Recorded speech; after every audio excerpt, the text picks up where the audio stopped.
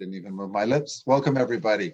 This is the second symposium for 2021 for Australia and the Asia Pacific region for SDI. It's a research symposium, and we're so lucky today to have an SDI council member and quite a distinguished spiritual director in Australia by our own rights. If you've heard of the word cardia, this is what Bernie and her partner lead, it's quite wonderful that she's here to fill in for Kristen Hobby, who for personal reasons can't convene this meeting today. So without any further ado from me, Bernie, please take it away. Thank you, Stephen. It's really good to be here with you all and seeing so many familiar faces and some new ones too. So I'm looking forward to working with you today and with our presenters. I want to begin today by acknowledging the Bunurong and the Wurundjeri people of the Kulin Nation, who are the traditional custodians of the land where I am today, and pay my respect to their elders past and present.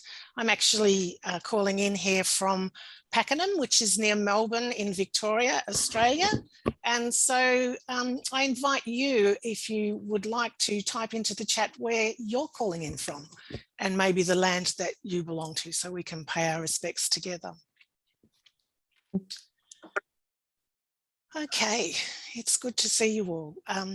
I just want to mention Kristen in particular, just the gratitude for her setting up these symposiums and the many riches that are coming from it already. Kristen is being called away due to family reasons, so she can't be with us here today, but she said she'll be watching with interest to see how this develops today. I'm really pleased to be part of this particular conversation because we're going to be looking a little bit more about how deep listening can support community and organisational development in the world today. And as you probably know, that's one of my very deep interests. The session will go for around about 2 hours, and in that time we'll take a 10-minute break after our first presenter has spoken, Peter Westerboy. And then we'll come back to the 2 roundtable presenters with Charlie Yang and Kylie Burgess, which will be fantastic. Just to let you know that this presentation is being recorded and you will be able to access the recording when it's been complete. I just want to acknowledge the Patrick and Anthony Wright Education Fund. These symposiums wouldn't have been possible without their very generous funding, which has enabled SDI to establish the research seminars and also to publish a book which will be available in early 2022 that highlights spiritual direction and current research in spirituality and spiritual direction in the Australian context, which is really wonderful and a unique opportunity. So I'd like to introduce to you now our first keynote speaker, Peter Westerboy. I'm hoping he's there, and if you could spotlight him as well, please, Stephen. From the age of 20, Peter has been on a journey of combining deep listening with community and social development practice. His calling is deeply shaped by a grassroots tradition, Freirean in nature and place-based, that evolved over many years, particularly as he worked in places such as South Africa, Uganda, the Philippines, Nepal, PNG and Vanuatu. Peter describes his work as enabling soul dialogue and community in the world through deep listening. His leadership work involves a dive into the philosophies and practices of dialogue, reflective practice, and soul care for social, community and organisational leaders. He's been a writer and co-writer and editor of 14 books and over 50 professional journal articles on community development, and loves that there is an emerging global community of scholarship growing around the world. Peter's presentation today is titled 3 Rivers Flowing, with dialogue, soul and observation. Welcome, Peter. I'm really looking forward to hearing what you've got to share with us today.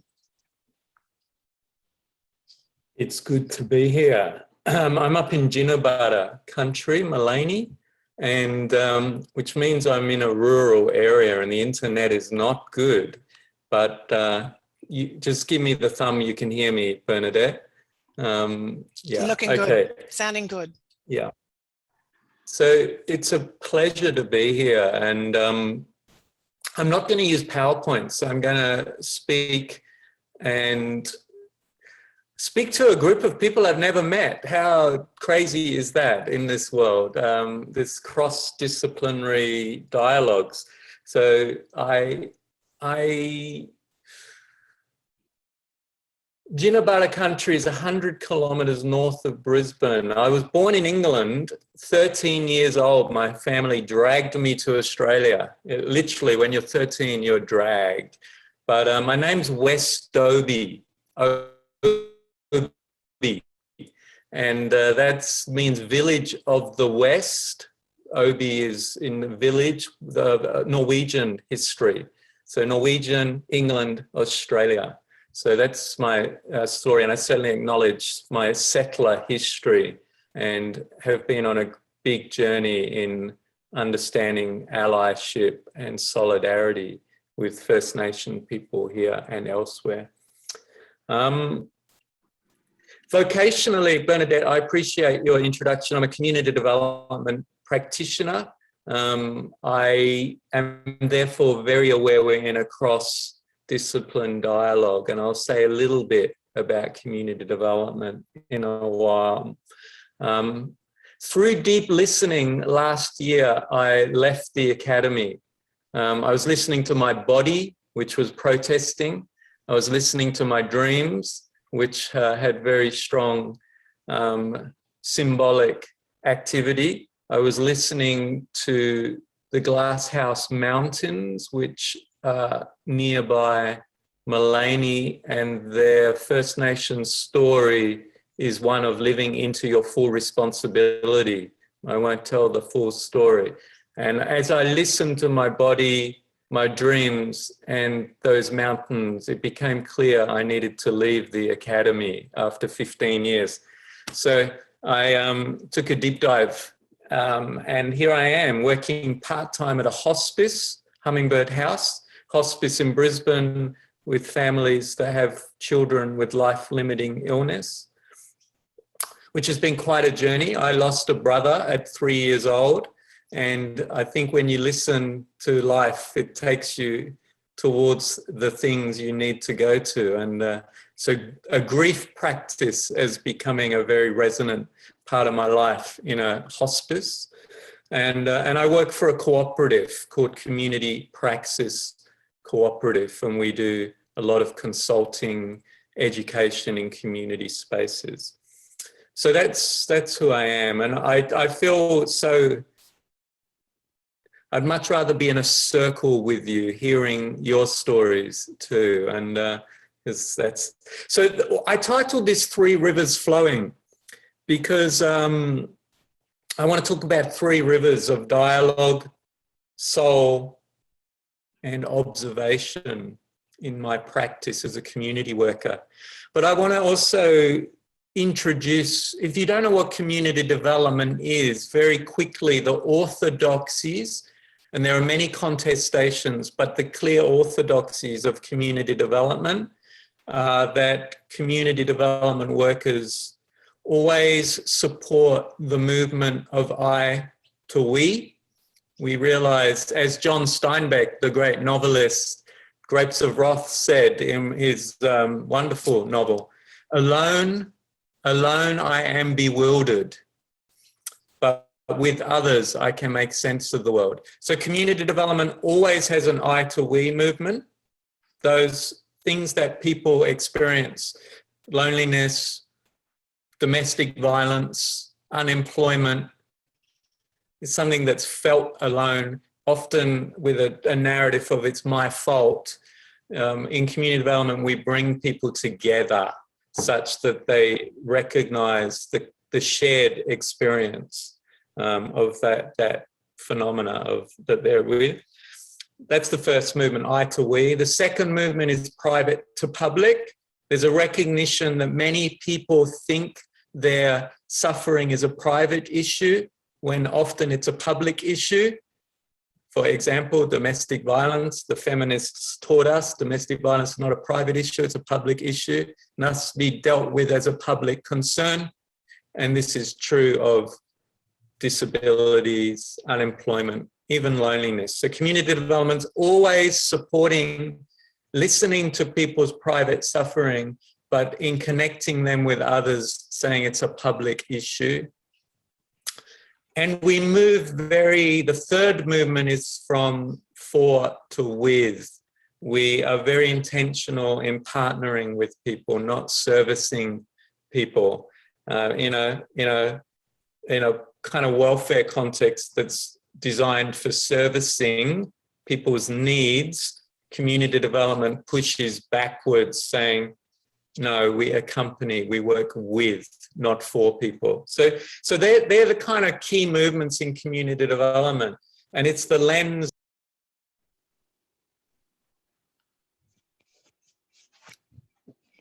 What happened? I was muted. Did you hear me? Did you hear me? Yeah. Yes, we've been hearing you. Okay, so that's the community development. That's my vocation, my deep calling. And sometimes I hate my calling. I want to go traveling. I want to do this, but you know, you get called back. So why dialogue, soul, and observation? So I'll actually, I just because I thought before this meeting, my whole practice of dialogue is formed by Martin Buber, who I'm sure as spiritual directors you've heard of. Martin Buber is the seminal thinker on dialogue in the world. Everyone who thinks of dialogue goes back to him. And there are very significant lessons from Buber that I take into my everyday life. And several of them are, for example, the difference between community and collectivity. For Buber, community is where individuals are in deep dialogue with one another, recognizing difference. And Martin Buber writes about his discovery of dialogue in the context of a group of 8 people who met regularly and with profound difference. And he theorized his idea of I, thou, the I, thou. You have to turn up as an I, fully embodying your own ideas, your emotions, your commitments, your values, and then be in a true encounter with the thou, the other. But we hold a deep love and respect despite the differences. And he called this the I-thou encounter dialogue. And it's only in the I-thou that we can have community. He contrasted that with collectivity, which is groupthink, where people are coerced either by the norms of the group or their own internal struggles to assert their I. They slip into groupthink, and many people who think they're in community are actually in collectivity. So I think this is a very helpful differentiation from Buber. And so I've committed my life to energizing community in this tradition of dialogue, the I-thou. So that's the first contribution of Buber. The second contribution of Buber is what he calls his 3 movements of dialogue. And I later today, I can give you a link to even a short film that we've made, a 6-minute film, identifying how do you, the first movement of dialogue is always, when I go into a community, I present myself, hi, Peter, I'm a community worker. That's the first movement. There's always a second movement, a response. It's like, we're really happy you came to visit us and listen to us, or quite often a negative second movement. It's like, we're sick of people coming and giving token consultation. We don't trust you. And for Buber, the key is the third movement. What do you, when you hear someone in second movement, what do you respond with? And he suggests the key there is to work with the text of the people, never switching to commentary. So if, for example, I present myself in a community, hi, I'm Peter, the community worker, I've come to listen to your experience. And the second movement is, we're tired of community workers. We think they do token listening. A good third movement would be, I would like to understand more about that tiredness and your experience of token.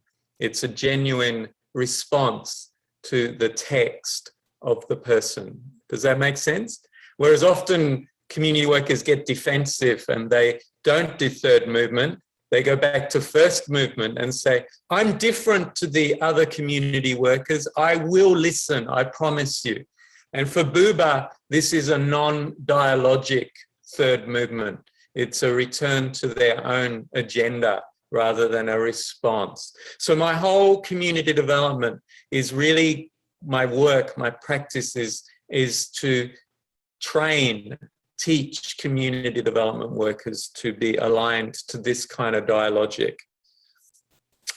So that's Buba. The other person, and Bernadette read it in the introduction, my whole practice is grounded in Freirean practice. Paulo Freire, the Brazilian educationalist, he said, what we're doing now is very bad education. He called this banking education, where experts deposit, hence the metaphor of banking, deposit ideas into people's heads. And of course, we all know that's very problematic.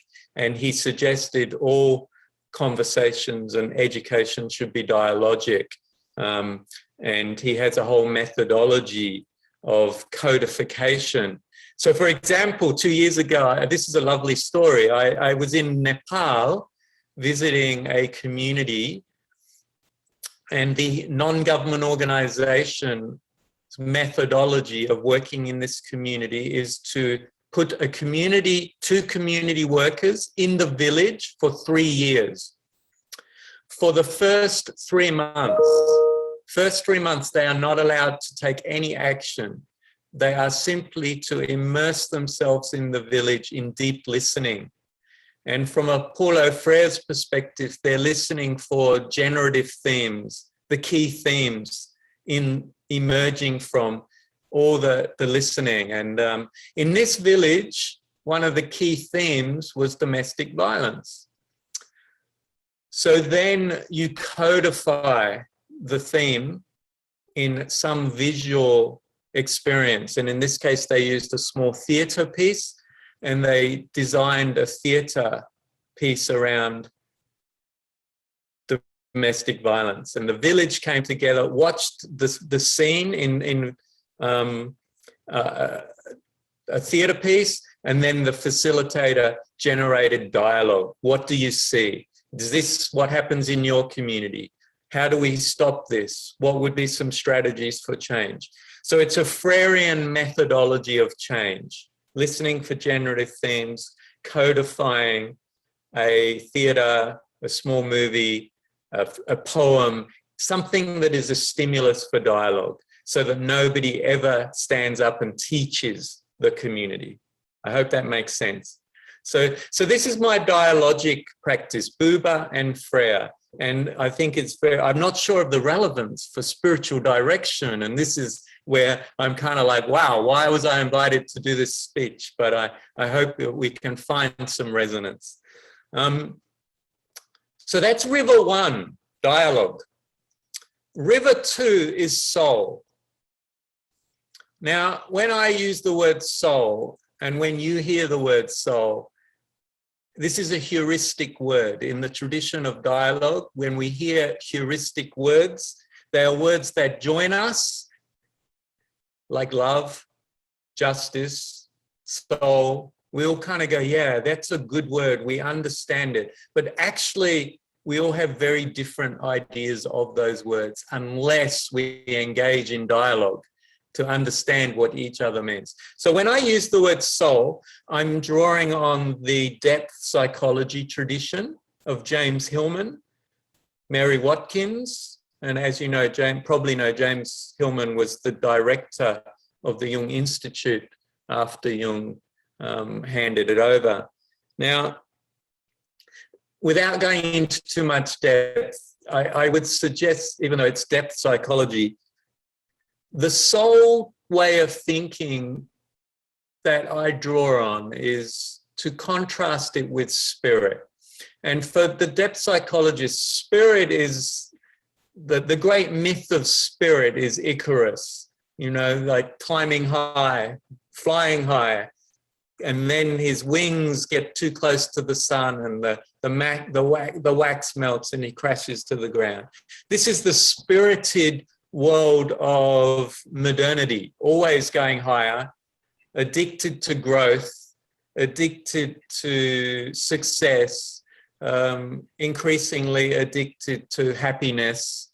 These are the stories of spirit, whereas the story of soul is to recognize the potency of the valley, of grief, of failure, of depression.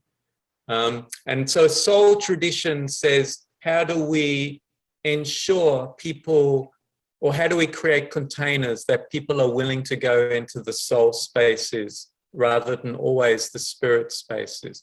And I am so conscious when I talk to community development workers, their addiction to telling the success story.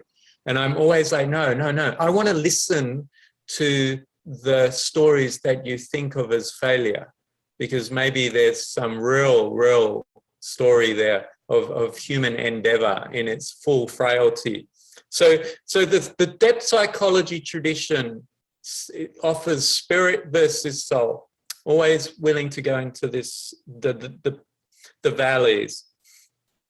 The soul perspective also from the depth psychology tradition says we are always captive to an image.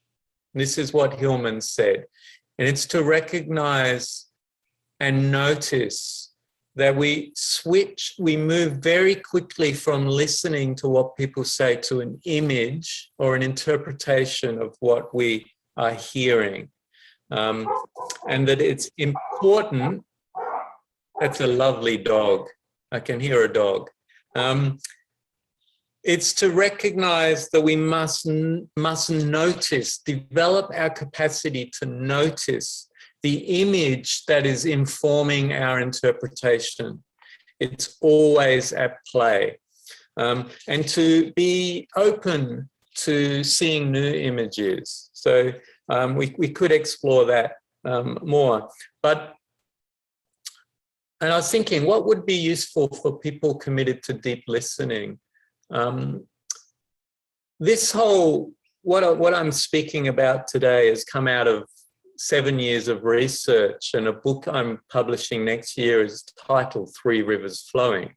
And the research consisted of me interviewing 80 community development and social practitioners in Brazil, New Zealand, South Africa, Australia, and parts of Europe that are all linked to a network around the world. And I asked many questions about their practice. And the links with what I'm saying is the phenomenological, and this is where I want to get to before we open for questions. Depth psychology, James Hillman wanted to introduce a phenomenological understanding to psychology. And my endeavor, along with this network of 80 people in the world, is to bring a phenomenological sensibility to our social practice. Now, what this means, very simply, and I really hope you can grasp this, and many of you probably do. Phenomenology is the philosophy of perception. So it's about how do we perceive the world.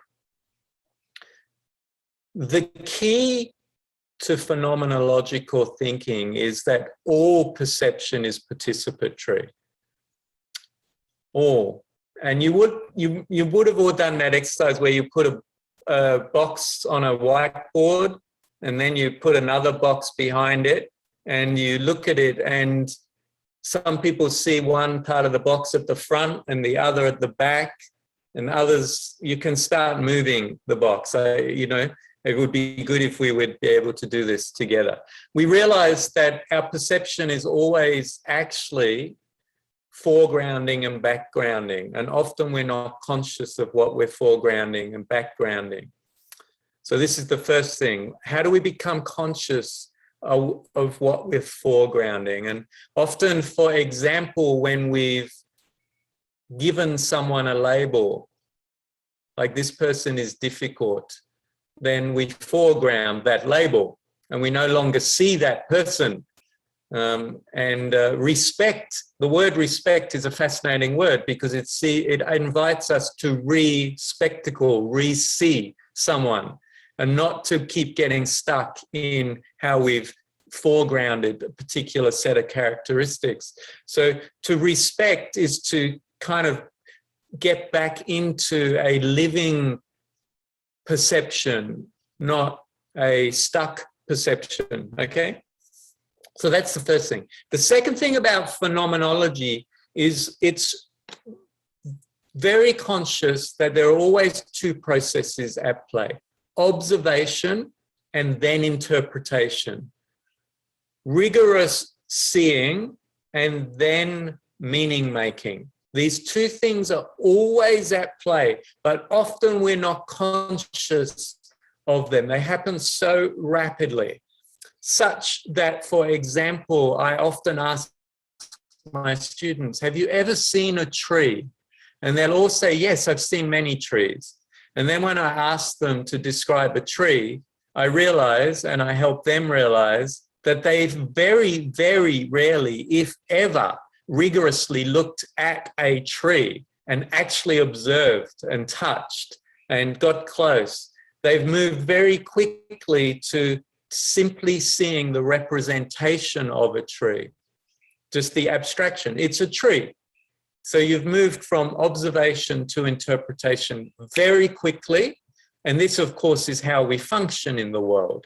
When we hear a car coming towards us, we cannot afford to slowly go, what is that? Rigorous listening, rigorous observation. We simply move. It's a thing called a car, an abstraction. I better get out of the way. The problem with this is that we increasingly live in an abstracted world where we have lost our ability to actually observe rigorously what is happening in front of us. We move through the world through very quick abstractions. It's why First Nations people have a much greater observational capacity. They get close to particular trees or particular landscapes, and they have stories for each landscape. They have ways of rigorously observing and understanding a place without moving to abstraction. Okay? I hope this makes sense. Now, in the social field, this is very, very important because all of the social world is filled with polarities. Polarity, and the key polarity is observation, intervention. This is always at play. How much observation, listening, interpretation, intervention. Now, in the Western tradition, we are very quick to do meaning making and intervention. And I promise you, in all my 30 years of community development, I'm astounded at how I go into a meeting with professionals, and by the end of the meeting, they've already kind of done all the analysis, all the interpretation, and designed an intervention. And I'm like, my goodness, you haven't built any of your muscles for observation and listening. We need to slow this right down and deeply understand what is going on. It's what Stephen Jenkinson, the great hospice death trader, he worked, I don't know if you know Stephen Jenkinson's work, Orphan Wisdom School, worked as a hospice leader in Toronto for 20 years. He says this manic addiction to solutions of the Western culture. It means we are completely caught in the polarity of intervention and action with very little capacity to observe and listen. Now, it's interesting because this phenomenological tradition I have been learning at a property in South Africa called Towerland. It's 400 kilometers east of Cape Town, a beautiful place. And 8 years ago, 30 of us gathered there for 6 days, and we lived with the question, how can a practice that foregrounds observation bring healing to the world? And really what we were asking is, in a world addicted to intervention and manic interpretation, how do we go back to observation?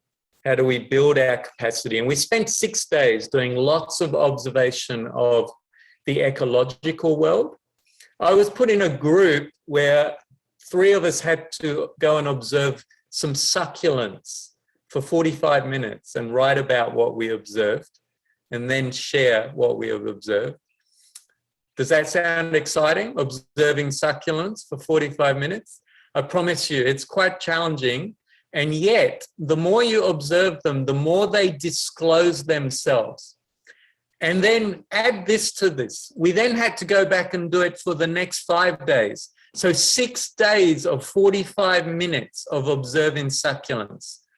Now, not only did our capacity to observe expand, but we learned many important things.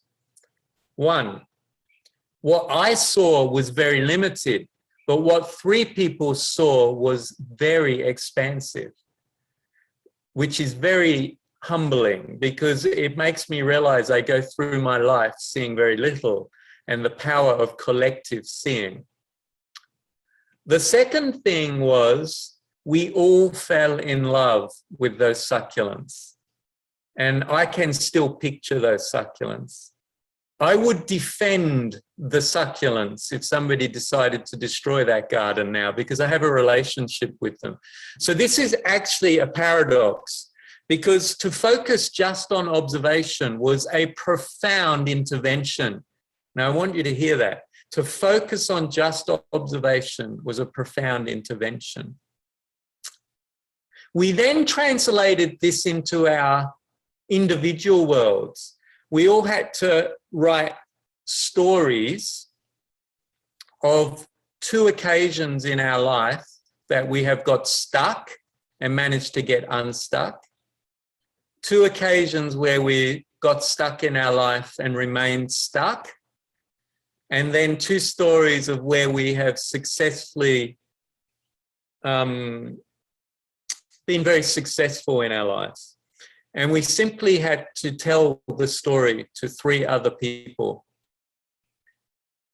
The 3 other people's job was to do no interpretation, but to simply listen. The first person had to listen rigorously for facts. They had to write down everything I said, all those 6 stories. Just write for facts. The second person had to listen for feelings, what they saw in the feelings that the storyteller expressed. The third person had to listen with a receptivity to what images or metaphors arose with themselves as a listener to describe a sense of the whole of the stories. So they'd heard 6 stories, so the first 2 listeners are listening with deep intentionality, rigorous facts. Second, rigorous feelings. The third person had to switch to a kind of receptivity. What are the images, metaphors that come to me when I listen to those stories? Those 3 people then simply told what they had heard, the rigorous facts, the feelings, and the metaphors. So again, no meaning making, no interpretation, simply what they heard. And then the storyteller was able to receive all that and reflect what that experience was like. And it was a bit like watching the succulents.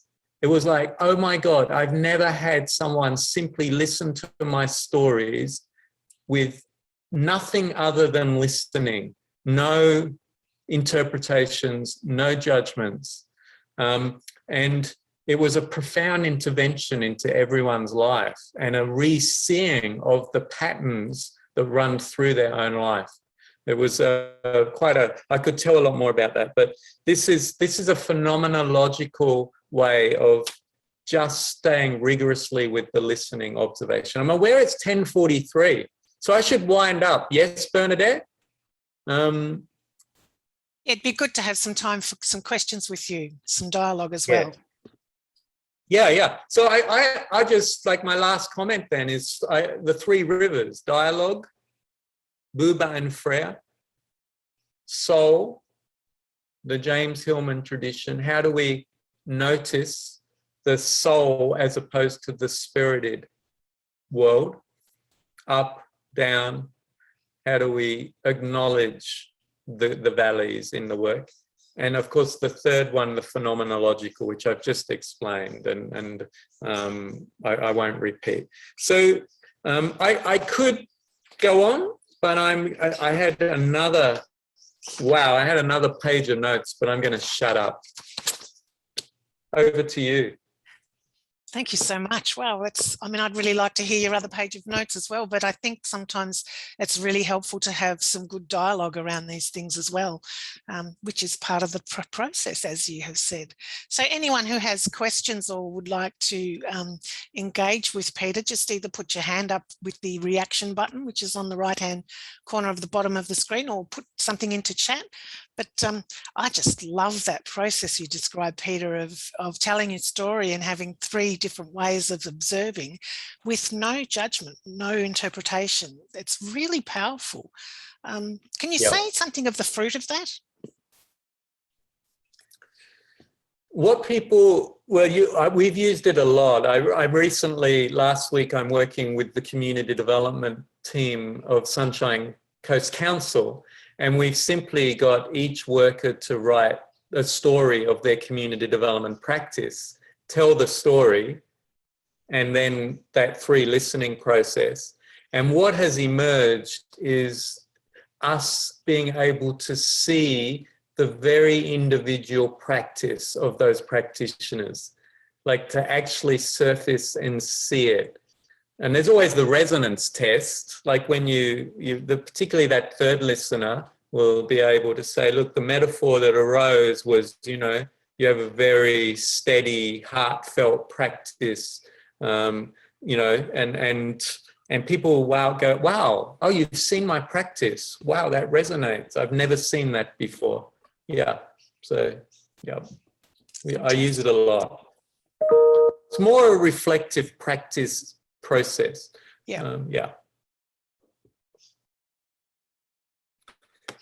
I love the concept of building muscles for observation too. I think that's a really powerful concept, to build our observation muscles.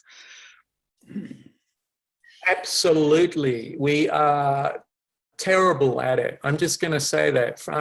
We, the collective we, there might be people in this room that are very good at it. It's not something we have developed, and it takes work. And we have deep resistance to it. Yeah. Fantastic. John. Thanks, Bernie, and thanks, Peter. Great presentation. Really enjoyed it. I'm coming from a very practical point of view. It sounds like your particular approach has great challenges dealing with people in government who have KPIs and all these amazing things. I suppose I was interested about how have you gone working with these amazing structures in a modern society that are completely countercultural to what you're talking about? Great question, John. Yeah. I just ran an authentic leadership 3-day retreat with 4 team leaders from 4 local government authorities grappling with this. I think, John, we have to have I just fight back. I'm saying this is madness that your practice is moving so fast, but without an accurate understanding of what's unfolding. What a waste of public resources. Like, if we could kind of slow down and build reflective, careful listening, observation, our work is going to be so much more effective. Now, I realize that's not very helpful in many ways. I left the university because the metric system of the university was colonizing my soul.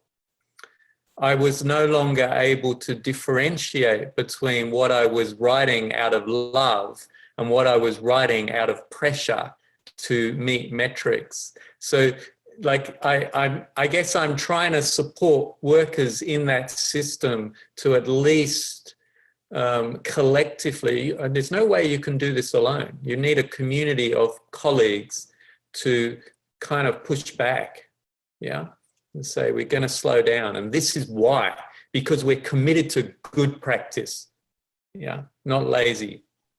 But arguably, Peter, you're going to get better outcomes, so you're going to be cost effective anyway. So maybe there's a cost benefit analysis.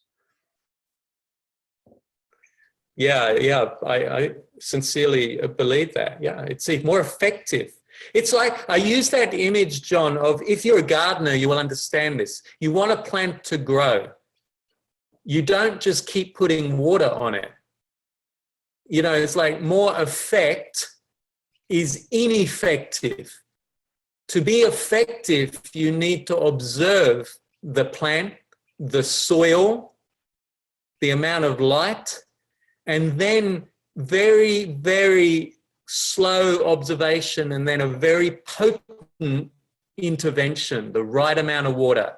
Now, this is what we need in the social field and in all our fields, okay? So too much effect destroys effectiveness. The right amount of effect is effective, and the right amount of effect only comes out of observation and listening.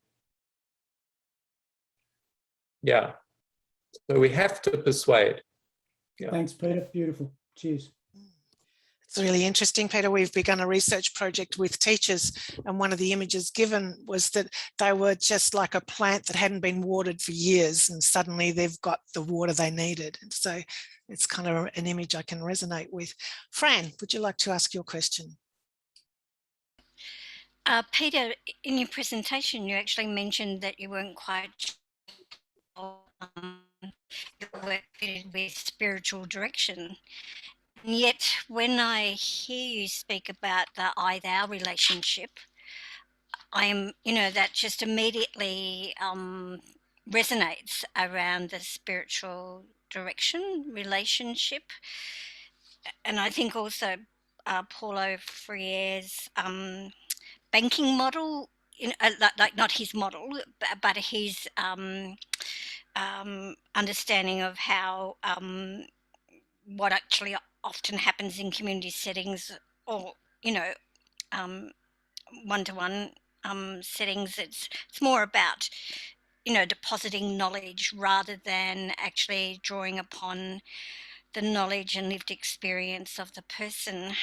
And again, I think Paulo Freire's work is really relevant to spiritual direction. So, and obviously the phenomenon, I won't be able to say a word properly, but your point about observation, etc., I think they fit quite strongly with the spiritual direction relationship. So it's a bit of a comment, but also asking about your observations around those thoughts. Well, interestingly, like Martin Buber is Jewish, like he, very strong Jewish background. Yeah. And his I-thou incorporated the I-thou encounter with the other, the spiritual, as well as the other person. And Paulo Freire was a Catholic. So his framework of practice is deeply underpinned by a spirituality, worked with the World Council of Churches. I think any practice that takes observation, and I use the word observation, maybe I should have been using the word sensing, because it's all senses, in like observing is to listen, use our eyes, touch. Any observation will take us towards mystery. I think it's inevitable. The greatest observers of the phenomena of the universe are physicists, and physicists are often very close to spiritual traditions, I think, yeah. So, yeah. Yeah, so I just, that's beautiful, Fran. I love that you think Buba and Freire can contribute. Yeah. I think the work fits strongly, really, with spiritual direction. So, Peter, there's Yeah. just a question here. Can you repeat your quote from Stephen Jenkinson about manic disposition to solutions? Well, you almost got it. A manic addiction to solutions. I differentiate fast and hasty or manic. So for me, observation means careful, slow. But when we have decided collectively on the need for intervention, we often have to move fast. Do you know what I mean? Like, it doesn't mean we're always slow. But hasty or manic, that's an addiction. So, that's problematic. Yeah. Yes. It's very helpful. Jill, you have a question? Yes. Oh, Peter, I just loved everything you said. I thought I was back in training, and everything was so relevant. And when I was doing my training, we had to look at a tree exactly the same for 5 days, this same tree over and over again. And I kept thinking, what in the hell am I doing this for? Anyway, it's all come back and making a lot of sense there. And the 3 rivers, yes, I love that sort of approach. And just you said something about I don't know if I got this right, something about the power of collective thinking. Did I get that right? Is there sort of, I do a lot of facilitation as well and try to use this, training of spiritual direction in that. And so I'm always very interested in collective thinking. And I just wondered if you could say anything more there. Well, there's 2. I think I used the power of collective observation. 1. Yeah. The more people that. So for example, I've been like that leadership course I just ran with council leaders. I'm inviting them into a process of observing the culture of their team. But I say it's not your responsibility as the leader. It's your responsibility to invite all the team members to observe the culture, So that's the observation. In terms of thinking, I distinguished Buber's idea of community, which is thinking that is robust. It's what Goethe called living thinking, where it's thinking that is always in movement through dialogue with others. Whereas Buber said also collectivity is often too present, where there's no living thinking, where it's groupthink, where people have got stuck in how they're thinking. Ossified is the word of the great philosopher Wittgenstein. Wittgenstein said, don't work with academics, their thinking is ossified. It's stuck. Now, so, the distinguishing between ossified thinking and living thinking is something that is very important. And this is about our relationship to ideas and concepts.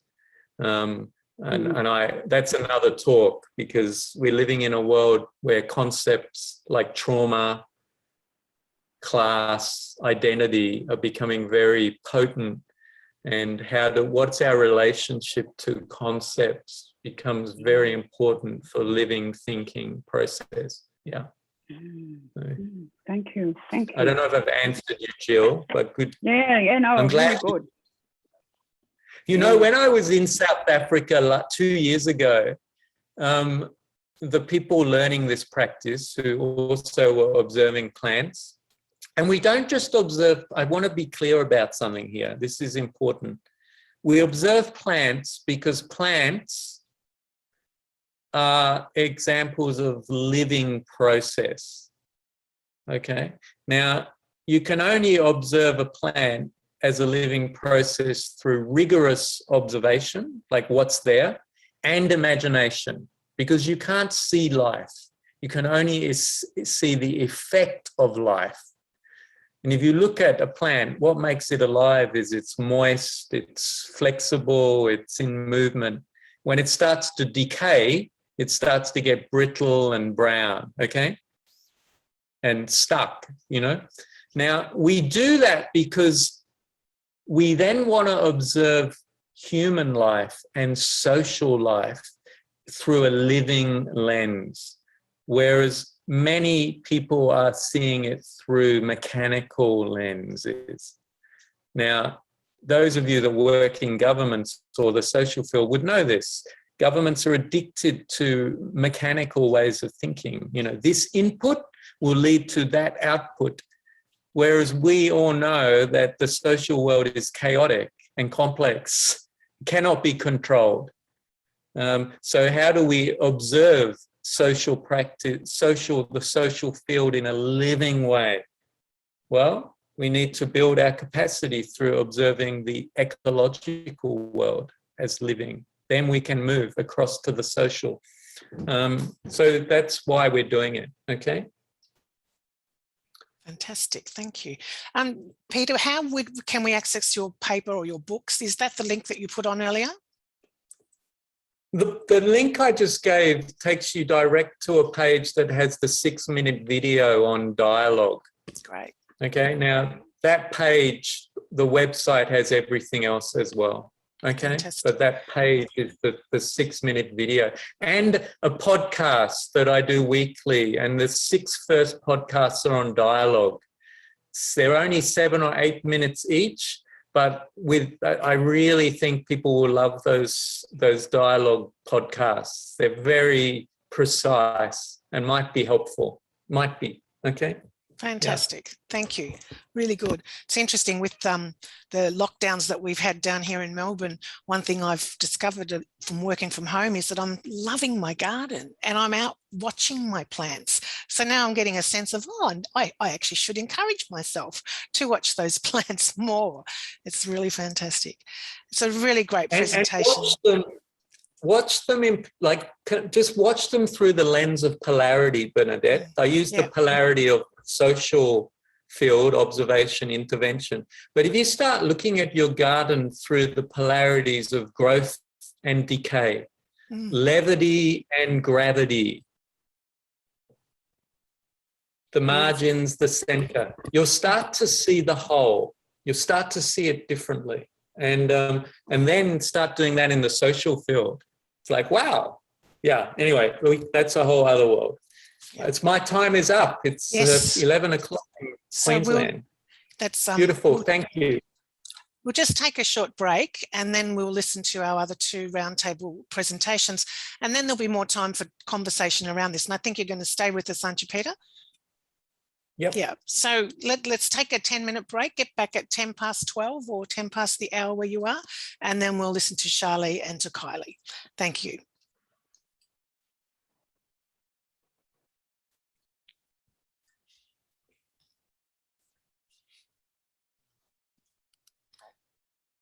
Okay, Charlie, are you with us? Yes, you are. I can see you. I'm going to keep going because we don't, we'll end up running out of time, and I'd like to get the best of the time that we've got together.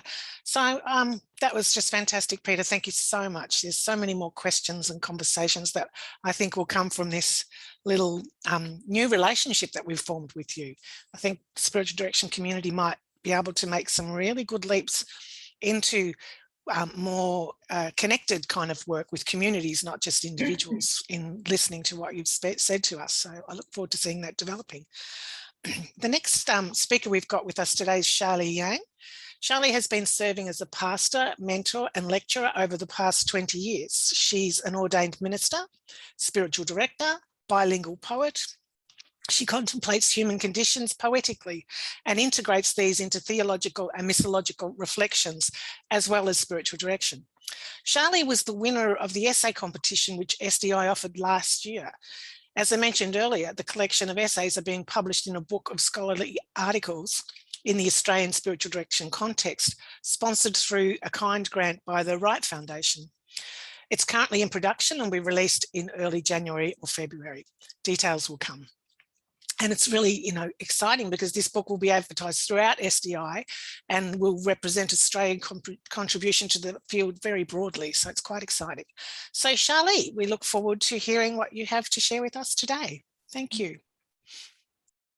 Thank you for the opportunity to share with you today. I really appreciate Peter's presentation because 6 years ago I did finish my PhD. It's on very much on this topic. It's a dialogue, but I use poetry as a lens to understand the Chinese soul search. For those who are interested in, you can just search online. It's called a dialogue between Haizi's poetry and the Gospel of Luke, Chinese homecoming and its relationship with Jesus Christ. So very much appreciate that approach, the dialogical approach. Charlie, something's happening to your sound. Are you covering your microphone? Can you hear me? That's better. I'm just turning louder the sound. Is it better now? Okay. That is. Okay. So I'm just going to basically share with you the article I wrote. It's called The Art of Listening During Pandemics, from a poet's gaze. Spiritual companionship has entered a kind of new normal as the world events of coronavirus, Black Lives Matters, and struggles between superpowers take place in our turbulent time. Let me just share with you my PowerPoint.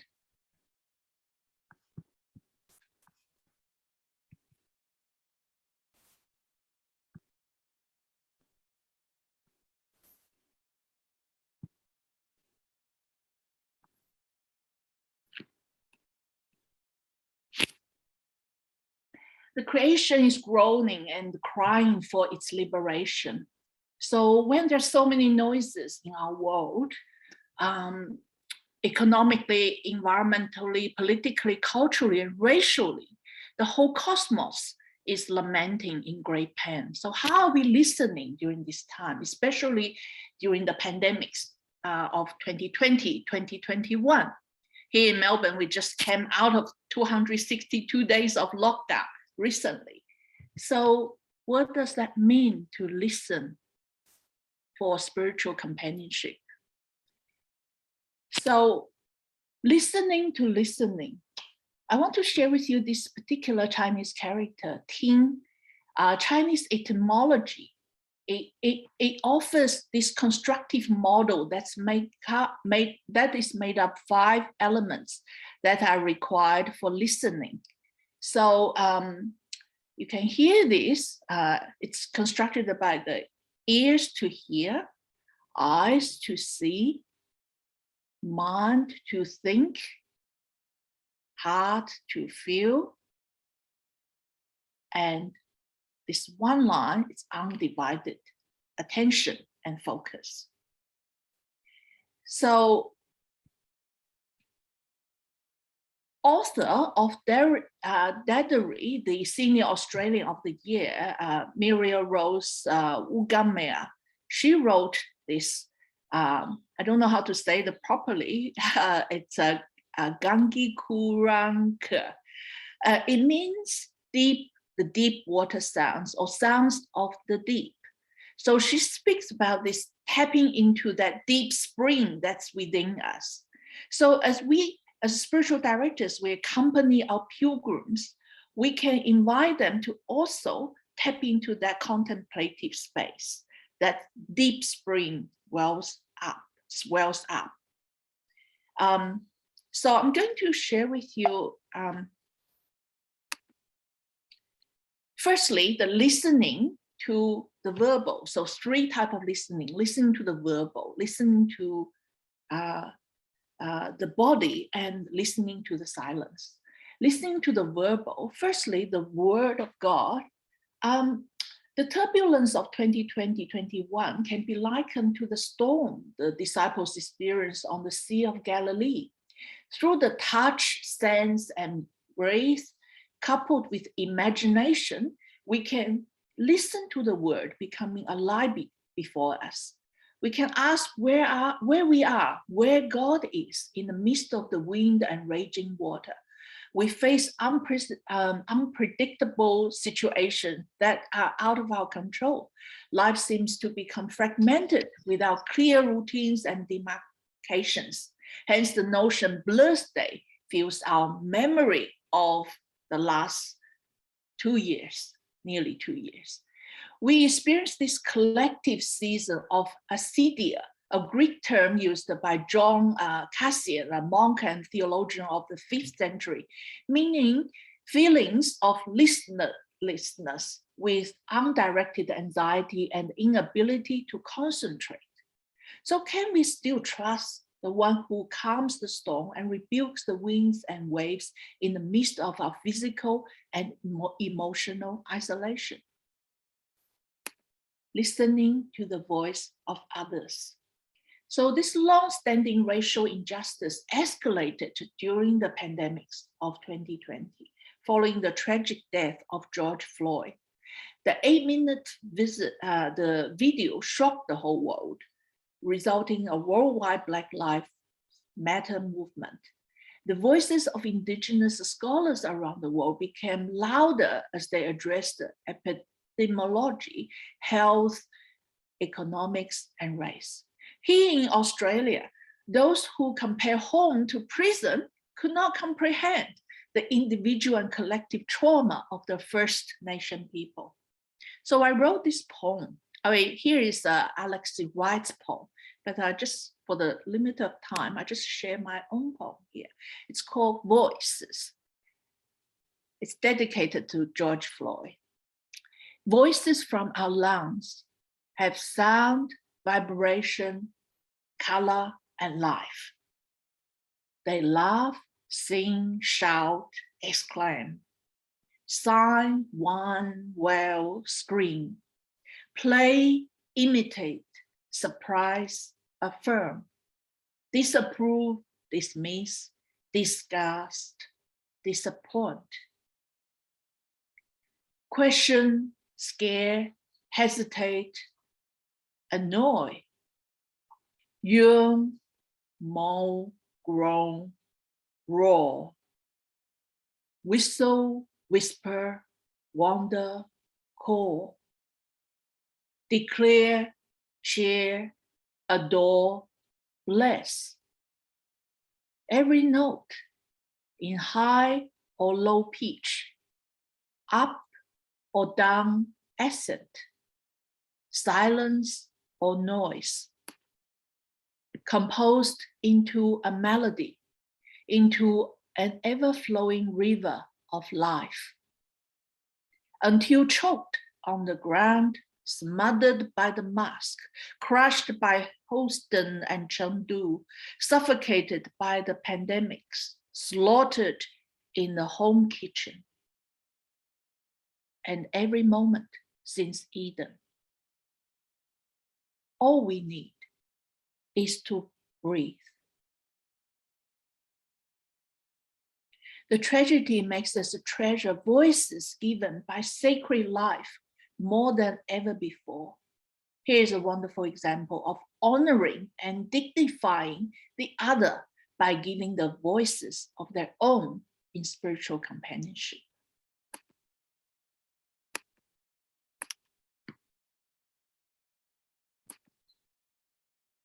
Self-talk. Listening to the verbal is also to listen to inner self-talk. Self-talk feeds our identity. Negative talk and perceptions can trap us into the temptation of self-rejection and compulsion. So as I listen to the loud voices of political and cultural clashes emerging from entangled discrimination and distortion of worldviews, the following poem on personal identity came to me. Just because I'm Chinese, I'm not COVID-19. Just because I'm Christian, I'm not deluded. Just because I'm a woman, I am not inferior. Just because I am a migrant, I am not an alien. Just because I'm a minister, I am not a hypocrite. Just because I'm a poet, I'm not weird. Just because I am yellow, I am not colored. Just because I am different, I am not strange. Just because I am not in the big or small boxes of your assumptions, presumptions, presuppositions.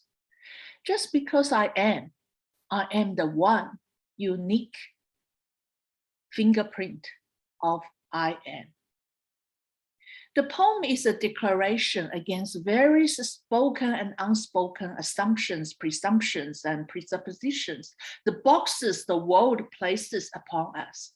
It's the voice that affirms the intrinsic value of Imago Dei, regardless of our culture, race, nationality, gender, religious affinity, and vocation. Listening to the verbal is to contemplate the word of God, unearth the voices of the pilgrims, and pay attention to the inner voice of self-talk. Listening to the body, secondly.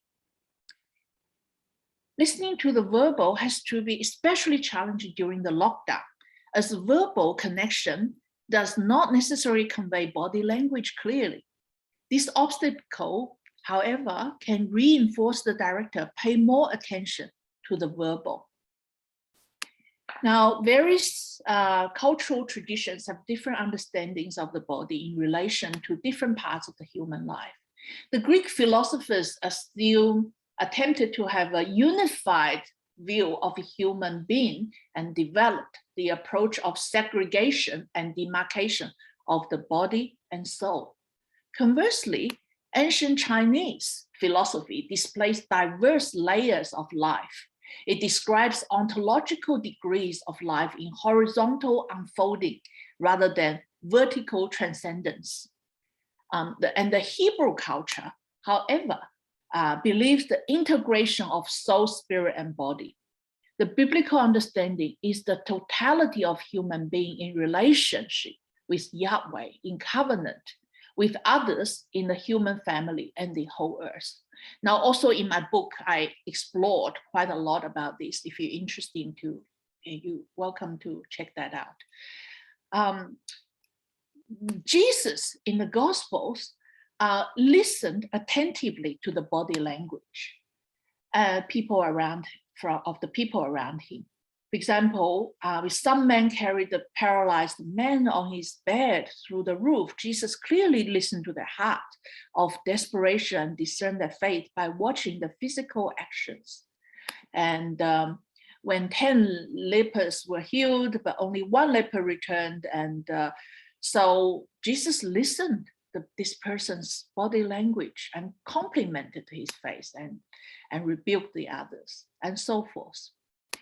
So pain in the body, human body is a vehicle that carries us. The mystic Julia Norwich says, for as the body is clad in clothes and the flesh in the skin and the bones in the flesh and the heart in the chest, so are we, soul and body, clad and clothed in the goodness of God. During the pandemic, the human body is challenged. Its routines disrupted. It's physically confined and limited. It feels this anxiety, stress eats, lacking exercise. It produces negative thoughts that may cause depression and suicide. In 2020-21, domestic violence and mental illness escalated. The crisis agency Lifeline had the record number of calls, and the suicide rate continued to increase. So some people were zoomed out, and found it hard to follow conversations in relationships. And psychologists inform us the only way to get through this is to walk through this. So I wrote this poem, Walking Through. Walking through the wound of your hand with my wound. Slowly, courageously, contemplatively. My trembling body, naked, numb, frozen, punched.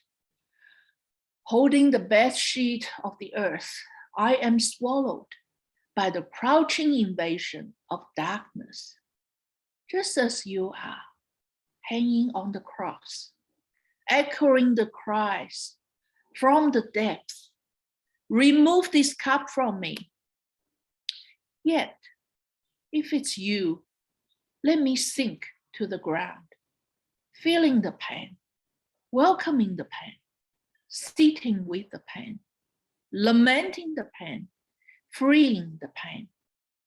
Let me walk through the coming surge. Let it crash over me, going past me like the Red Sea, knowing that water will wash the dirt, salt will cleanse the wound. This hole in your hand makes me whole.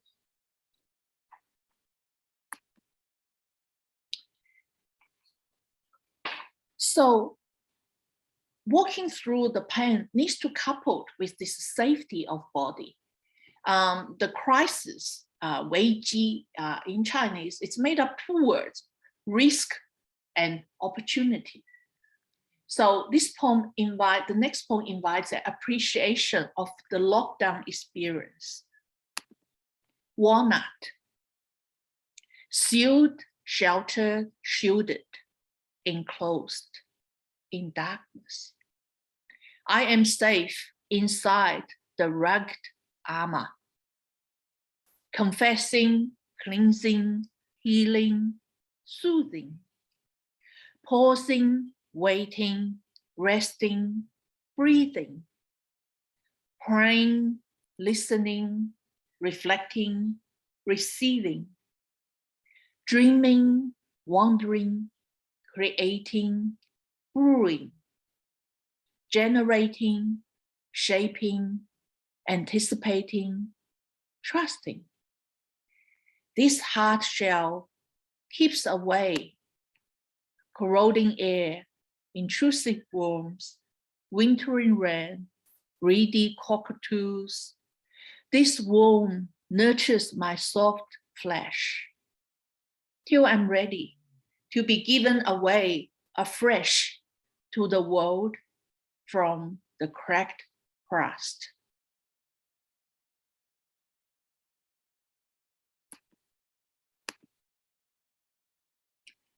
So yeah, for the time limit, I won't do my commentary, but that walnut really echoes with that of a hazelnut that Julia Norwich had.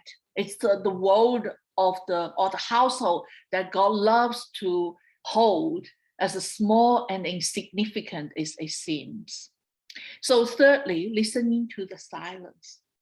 So it is indispensable in spiritual formation and companionship to learn the language of silence. Firstly, silence of God. Now, God is always speaking, but not necessarily saying things. In 1 Samuel records the word of God, the Lord, was rare in those days. When the prophet Malachi ceased his writing in 435, God had been silent towards Israel without raising a prophet for about 400 years. And yet the silent become the necessary, it doesn't necessarily mean without movement. And God did not speak in the silence. It can be the very pregnant pause before the birth of a new era. So as we read the New Testament, we see, we hear the story of this Anna and Simeon, how they receive Messiah, and they've been waiting and they recognize Messiah. So what happened? So this is, and the same, we hear Jesus drawing on the floor, you know, what does that mean? What did he draw? It's the silence of God. So in the mystery of the unknown season, we hear also the Julia Norwich say, it is true that sin is cause of all these sufferings, but all shall be well, all shall be well, all manners of things shall be well. In the mystery of the silence, can we also say that? It is well, even when God is silent. So silence of creation, secondly. And from the majestic creation, ancient Chinese exclaims, the operations of heaven, Tian. I'm actually just finished another project on Tian connection in creation, what the West can learn from the ancient wisdom of Tian, heaven. So ancient Chinese say heaven and earth proceed in such a most admirable way, but they say nothing about them. So it echoes with the Hebrew poet, the heavens are telling the glory of God. There is no speech, nor are there words. So for Martin Luther, God writes the gospel, not in the Bible alone, but on trees and flowers and clouds and stars. For Pope Francis, creation is of the order of love. So this really resonates to the negative theology in the Western tradition. So beyond ages and cultures, the heavens and earth speak volumes. Yet this love is costly. Creation has been suffering and weeping in the face of global warming, pollution, and disaster. So we know on the 19th of December, 2019, Australia recorded its hottest day ever. And the bushfire of 2020 burned an estimated 18.6 million acres and 5,900 buildings, and killed at least 34 human beings. And 3 billion animals were killed and displaced, and some species were driven to extinction. Just another minute or two, Charlie. All right, okay. So, I mean, yeah, so this is Judas Wright's poem. Feel free to read. And I just want to share maybe my last listening to the space, the silent space in art. We hear that, we see that. So, Sila and every breath, the sun, and also in art, texture, color, you got to have that like a negative space, and same with the spiritual direction. Let me share the last poem, a collective silent space. After the ocean wave of silence, colorful shells on the sand form these musical lines, entering the fire, dancing in the heart of flames, beating the drum with the rhythms, immersed in the liquid love of the spirit, soaring above the clouds, the shelter of each other where we live, infilling, detaching, uplifting, outworking, harness of God, energy of love, healing of all creation, sacred ground of truth and mystery. Let East permeate the dove of our reality, enliven our hearts to reach out. Christ takes shape among us, a new way of being, a unified space, enfolding each other in the presence. Shield blessings, birds calling, ripples on the pond. Go in peace, go with justice, go in love. Okay, I think that's all I like to share. Thank you. We would like to hear a lot more, Charlie. It's absolutely beautiful, really rich presentation. Thank you. And we'll have time to dialogue with you and with Peter and with Kylie at the end of Kylie's presentation. But for the sake of time, we might keep moving if that's okay. So Kylie Burgess is our next speaker. Kylie is a trained spiritual director and has been involved in spiritual director training through Listening to Life program.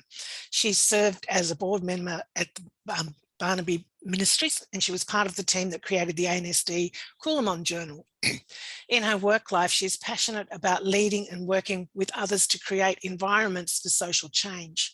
This includes working with all parts of the social ecosystem to adapt and thrive so they can meet the complex needs of the communities they serve, while challenging the policies and power dynamics that maintain unjust systems.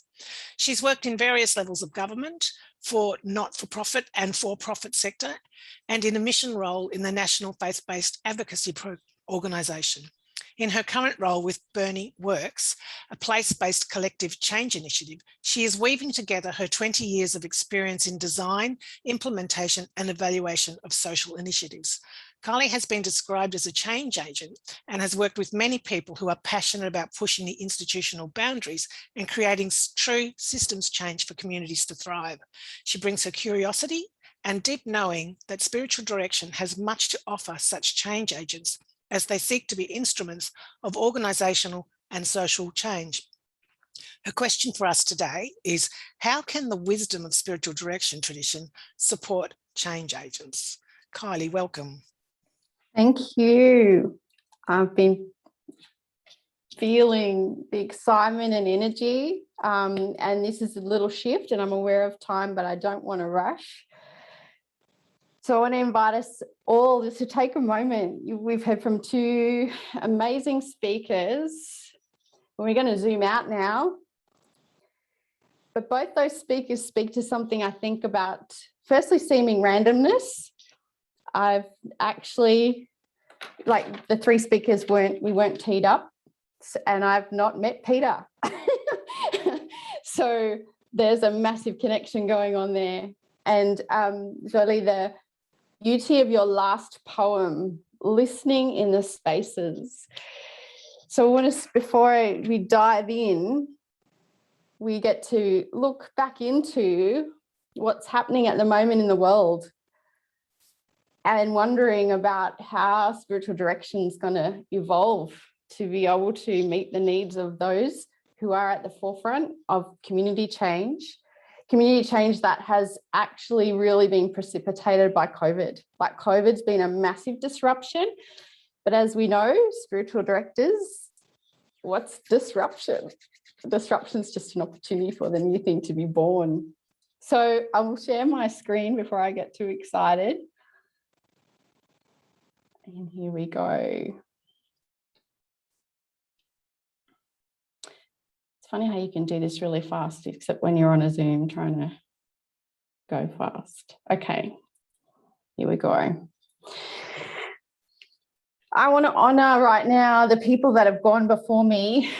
I'm seeing a confluence of many things, and I feel like I am richly blessed to be in little old Burnie here in Northwest Tassie. But as Peter alluded, this work of systems change and challenging what's happening and being at the forefront of noticing and listening to see how the world is evolving right now is a calling, and it does not let you go. So there's a few of you online who I know are also passionate about this work. And John, thank you for your questions earlier. John and I have met through the Catholic institution, which is an interesting experience. But today, I want to honour too the community development workers that I've worked with who have brought that lens of community justice to spirituality for me. So I feel these two things coming together. So firstly, what's the context? When we talk about change agents, what's a change agent? It's people that you'll find in every system. And as I talk, I'd like you to think about the people that you journey with.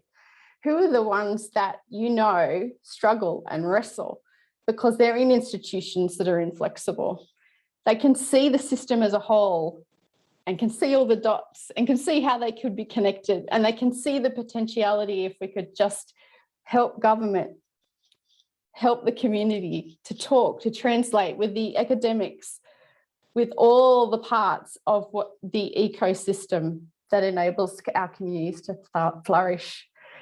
So without going into it, I randomly, not so randomly, when you throw out seeds, you never know where they'll flourish, but I have the gift of being involved in one of 10 community place-based works. It's a bit of an experiment from the Commonwealth Government. I'm one of about 6 people who are actually paid to do my job. And part of that role is learning, continual and active learning about what's happening in community, and then feeding that back up into government policy.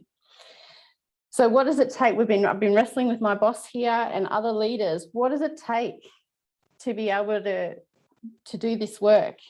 And what do we need when we're on the front line? And how can spiritual direction help? Because this is soul work, which is beyond the traditional places of soul work. We're in the power dynamics. We sit, I talk daily to Commonwealth government, state government, local government. We sit in the middle of that and community. What does it mean to have that true community impact? This is the call of a change agent. You'll see them everywhere. It's only just now that they're starting to actually be formalized. We observe ecosystems. We connect the dots. We bring people together. We sense and co-sense. We help with meaning making. And then we hold and support the action that emerges. And from that, we see healing and transformation. Excuse me, Kylie, this is Stephen Crandall from SDI. We're still on your very first slide. I get the feeling that you're moving through. But you might want to just activate it with the little, the arrow button at the top and then move them along. Yeah, I'm doing that. They're moving on my screen. I'm just seeing the first one. Perhaps you could stop sharing and start sharing again. I'm sorry to interrupt, but I just think that your talk will be better appreciated if we can see what's happening. Always the way. Nothing's perfect. Okay, start share. Let me try again. Slideshow. So I'm not seeing it be full screen. You know the little button right up if you move at the top? You need to share the presentation screen, says Amy. That's right. Yeah, I'm not sure what's happening.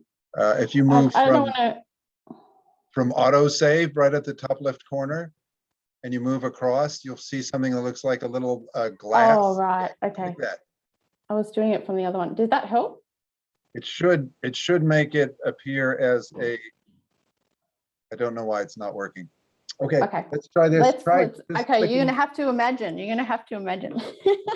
Try just clicking the number 2 with your and it may, there you go. Then we can see it that way. You just click as you get to which cool. Okay. Sorry to interrupt. Thank you. So that's the cycle of the call of what I'm calling a change agent. But I know, because several of you have worked with me, that you are walking with people who confront the issues of what it takes to actually look and work across an ecosystem for social change. So to take the work that Peter's talking about, working in community, and then being able to challenge the organisations that we work in and challenge the systems that keep the things in place. So as spiritual directors, even now, if you can just imagine someone who you journey with, who might be a change agent. Remember their face right now. What's it like to be with them? I am so grateful for my spiritual directors in my journey. What have you heard and observed have been their greatest struggles? And what is it about the spiritual direction journey that has brought life for that person?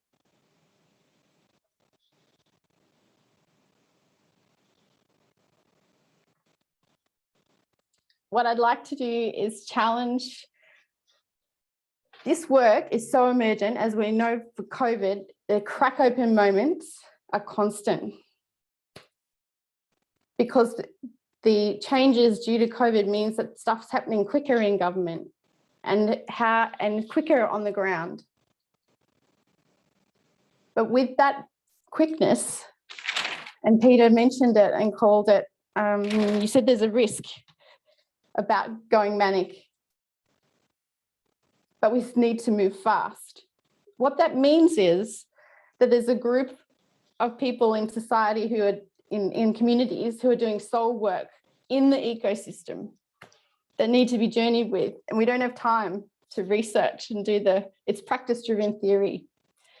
So what I want to challenge this group with for future conversations is, how do we link what Peter was talking about with what's emerging only in the last 3, 4, 5 years, place-based initiatives that are outside government, they're outside institutions, they're outside what have been operating in the past. They are community-driven, community-led, and capacity-building approaches.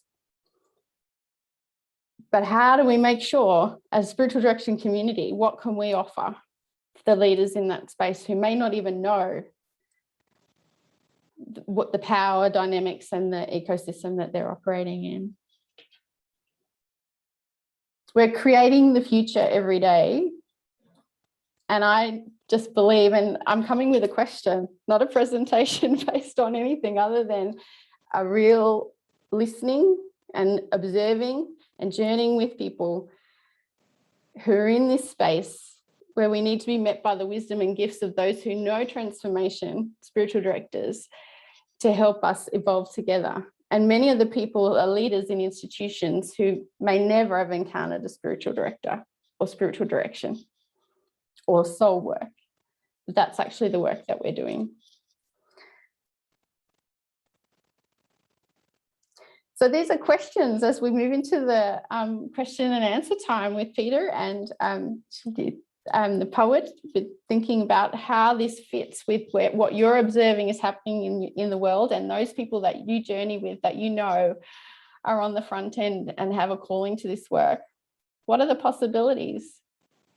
And how might we take the next steps to partner with, to actually do this practice-driven theory and work in an emergent way, how to support them to be listening and knowing what it's like to be in that ecosystem. What are you thinking and feeling and sensing right now as spiritual directors?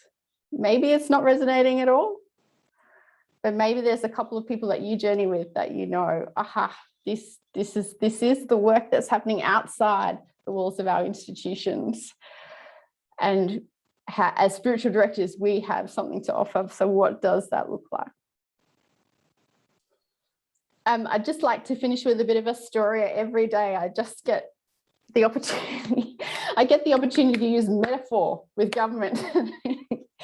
And you can hear the giggle in my voice because government, we talked about it earlier, government officials don't get to do metaphor.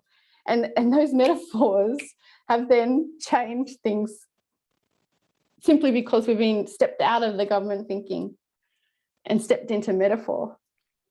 So the whole giftedness of what we've heard this morning about how to listen, how to hold spaces, how to use dialogue, it's actually a moment in time. And I guess my heart's desire today is to just communicate my passion and call anyone else who's also passionate about this, about how can we support leaders in this work, because it is about the deeper listening. That's all I've got to say, Bernie. I really want to hear from others and how this has weaved together serendipitously with seeming randomness, with Peter's talk at the beginning and the beautiful look at how to listen through COVID in the middle. And then what does that mean for people that we may not have encountered as spiritual directors, but who are on the ground in our social change ecosystems post-COVID? Thanks, Kylie. That's just wonderful. Wonderful question. Who's got some comments? Would you like to stop sharing your screen, Kylie? Yeah, I'm going to try. Sorry, sharing. Stop there. There it is. Heather, would you like to begin? You're still on mute, Heather. And I just knocked down my screen. Thank you. Thanks for the opportunity to be here today. What a wonderful collection of diversity and challenge. And thank you, Kylie, for mentioning that seeming randomness. I just think it's amazing that we've heard the things that we've heard today. I'm pretty passionate about community building as well. And so I would just like to say that one of the things that really was resonant with me, what am I sensing and feeling, was how often do we consider that we can't speak up and that we can't actually be ourselves in the face of government, people who hold power.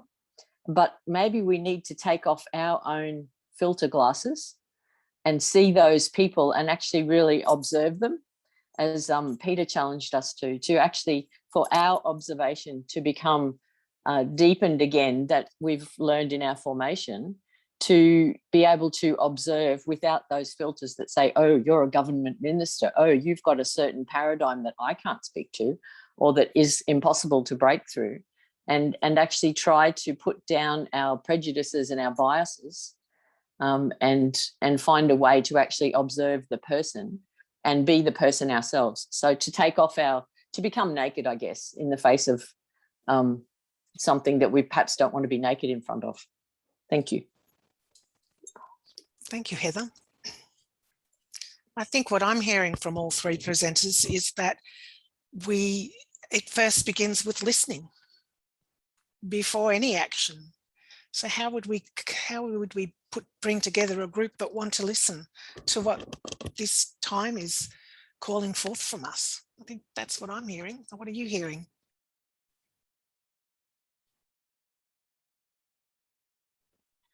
Tony, can I say something? Yes, Mark, go. Can you hear me? Yeah. Yes. I'm just making a connection. The first speaker, Peter, you know, that thing of spirit and soul, and he used that thing of listening to the succulents. And it seems to me, you know, when we begin listening, and especially when we begin listening for soul, which he called the valleys, that somehow a relationship develops between you as the listener and those that you're listening to. He talked about falling in love with the succulent. So I wonder if anybody had a comment about, as the listener, we're trying to create a safe container for people to share their soul stuff, you know. So the disposition of the listener is as important as the things you're listening for, isn't it? There's some, yeah. So if I can comment, yeah, sorry thanks, to jump in Kylie. over the others, Yeah. but I guess this is what I'm seeing emerging, is the need for leaders in community to have these skills, because that's what we're doing. Like sometimes I'll go to a meeting, you know, with academics, with the Child Family Centre and with families, with like community members, and all I'm doing is holding a space, and it's just stunning what happens. And I just recognize that, you know, it's the disposition of the listener. So we're not just listening for the person and the one in front, we're listening for the interaction and relationship between all the people in the room. We're listening to the institutions they're representing. So you've got all this dynamic going on as well around systems, organizational dynamics, system dynamics. What's it going to take when all of those things are so seemingly disparate? And then there's a moment in a room where everyone's there because they care about the kids of Bernie. And stunning stuff, like the midwife who's, you know, going through a restructure and about to resign because she's had enough, is talking the same language as someone who was a teenage mum and was sharing her experience of being prejudiced. So really, is what you're saying, Holly, as well as listening to the people, you're listening for a moment in the relationship or the encounter or the dialogue that's we would call transformational or potentially. Yeah, it's very powerful. And that's the listening to the spaces in between. So I think that was another part of the end of Zoli's presentation too, where I got really excited because that last poem, that last set was listening to the spaces in between. And then there is conversation here about the leadership. What's this mean? Like, we're working with John Canier in the United States, who authored the Waters of Systems Change. He's just done work with Father Richard Raw. Major, so this coming together of spirituality and leadership and systems change for social reform, it's really an emerging space. So yeah. Thank you. Can I just add on that? Apart from all the above, Kylie just shared, our very presence in that space is an act of sacrifice or witness, or the very word witness is matter. Put aside ourselves and give that witness. And I guess that's the incarnational being, as the presence. Our being is the very act of that witness and the bring. So I just want to add that, apart from the space and the other relationships. Thank you, Charlotte. Peter, do you want to add something to this conversation? I think it just beautifully resonating. And Kylie, we're actually connected through LinkedIn, just let you know that. I think when I hear you, like the thing about observing and hearing the parts, the relationships, it's the relationship between the parts and the whole. And the other thing is, my colleague or mentor wrote a book, Artists of the Invisible. When I talk about seeing life in the life force in plants or forests, the life force in the social field, like when you go, aha, that's amazing, it's this seeing the invisible. It's a cultural shift, because the invisible is often culture. It's like the fish don't know they're in water. It's like we can't see that which shapes us. And of course, that's why my leadership practice is to help leaders see the culture that they've shaped and is shaping them. Because if we see it, we have agency. And I think what I love when I hear you, Kylie, is that, you bring people together, you hold space. People have an experience of culture and life that is quite different. And so thank you for the story. Yeah. It's really fun when you get to do it at the government level too. Describing, looking at indicators for measuring population change so they can, tell the government that they're spending enough money, blah, blah, blah, and then trying to, use metaphor to describe why that's so hard in real life. It's fun. Yeah. Thank you. Any other questions from the group at this stage?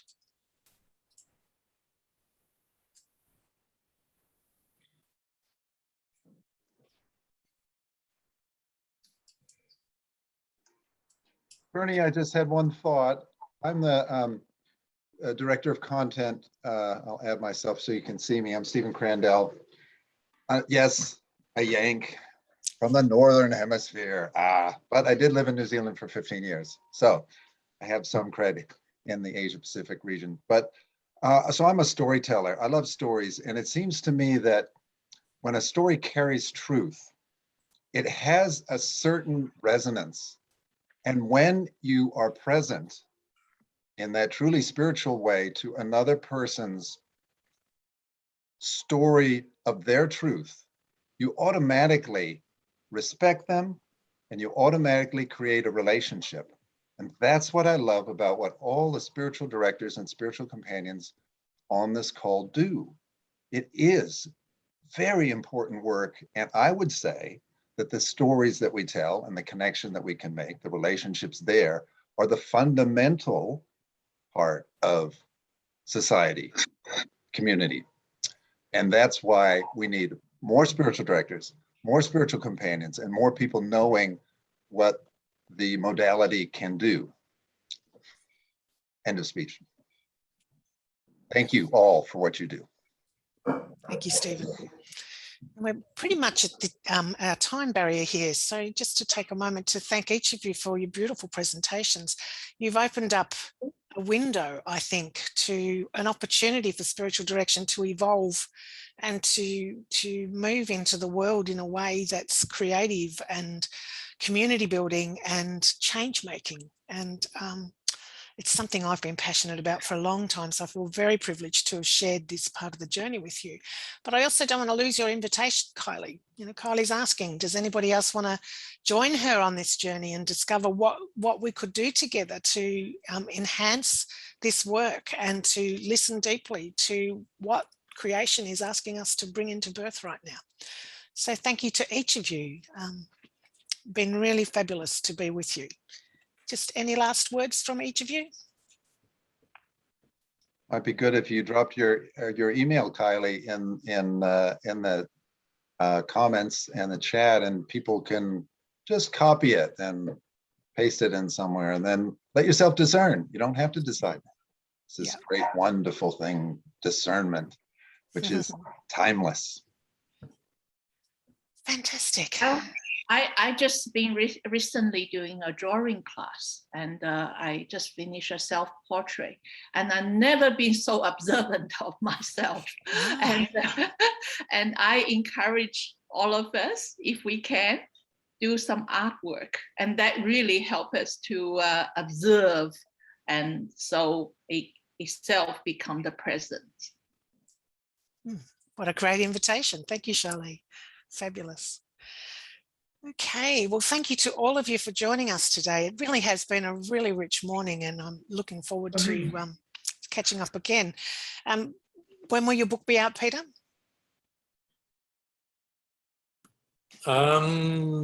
March next year.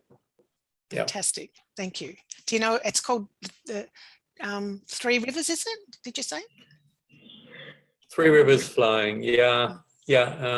It's a long title, but you'll find it. Excellent.